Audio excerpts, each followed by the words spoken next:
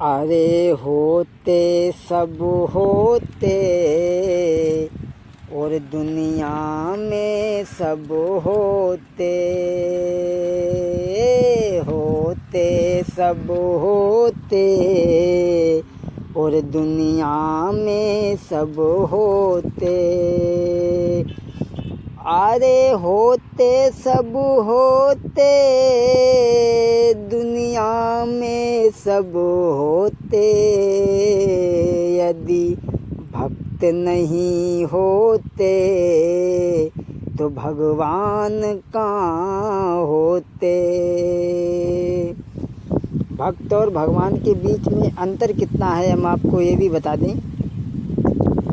भक्त कहता है मुझे रामचरण प्यारे हैं, राम कहते हैं मुझे भक्त भजन प्यारा है।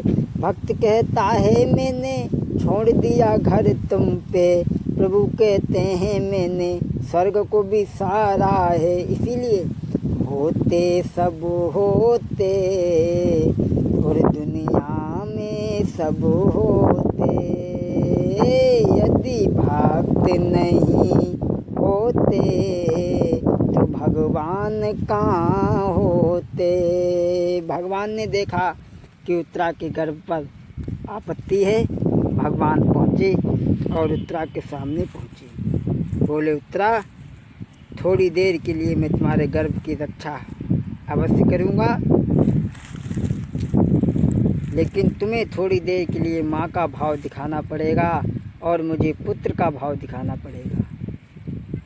भगवान माया रूपी कवच पहन करके उत्तरा के गर्भ में गए हैं। देखा तो वो बाण जो गर्भ में बालक है उसे जला रहा है। भगवान ने अपने चक्र के द्वारा उस बाण को शांत किया है। इस तरीक़ा से भगवान ने उत्तरा के गर्भ की रक्षा की। धीरे धीरे जब कुछ समय बीता तो उत्तरा के गर्भ से बड़े ही सुंदर बालक ने जन्म लिया और इसका नामकरण संस्कार हुआ तो उसका नाम पड़ा परीक्षत। अब भाव है तुम्हारो परीक्षत महाराज जन्म। जब परीक्षत धीरे धीरे बड़े हुए, कुछ समझदार हुए, तो ये बच्चा चारों तरफ को देखता था कि जिस रूप ने हमारी गर्भ में रक्षा की है, हमें सब कोई तो दिखाई दे रहा है, लेकिन जिस रूप ने हमारी रक्षा गर्भ में की थी वो रूप हमें नहीं दिखाई दे रहा है। विद्वानों ने सोचा कि ये बच्चा तो दूसरों की परीक्षा करता है, इसीलिए विद्वानों ने उसका नाम रखा था परीक्षत धन। परीक्षत ये दूसरों की परीक्षा करता है तो उसका नाम धरा परीक्षत रखा गया। बोलिए परीक्षत महाराज की। भक्तों,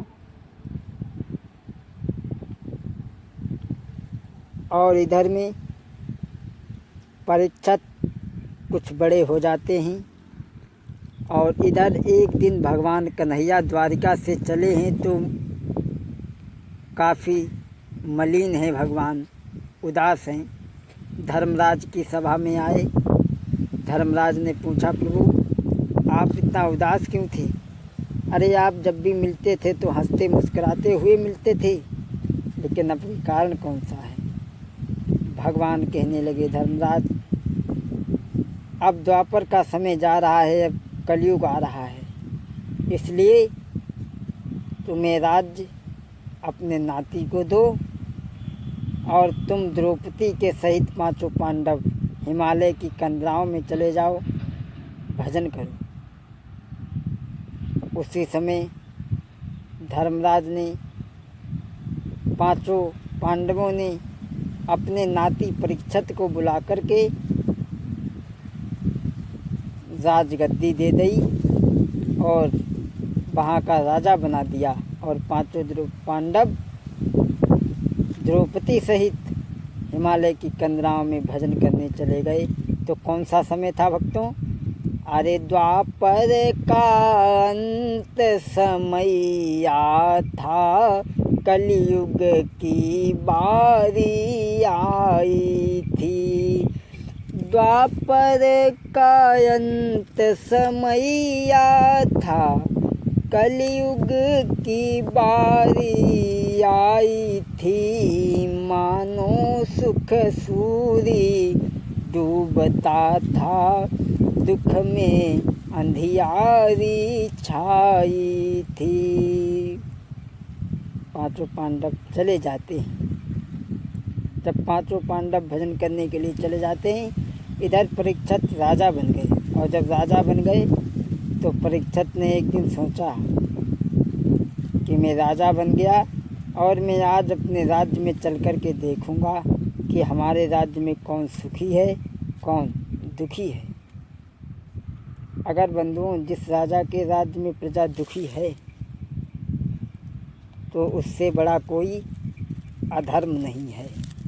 गोस्वामी तुलसीदास ने भी रामायण में कहा है, जासु राज्य प्रिय प्रजा दुखारी, जय नप हुई नरक अधिकारी।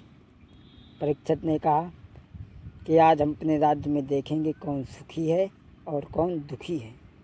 घोड़ा सजवाया मंत्री को बुला करके और कहा, मंत्री हमारा घोड़ा सजवाओ, आज हम अपने राज्य में चलेंगे। राज्य को घूमने के लिए चले। बोलिए गोविंद भगवान की।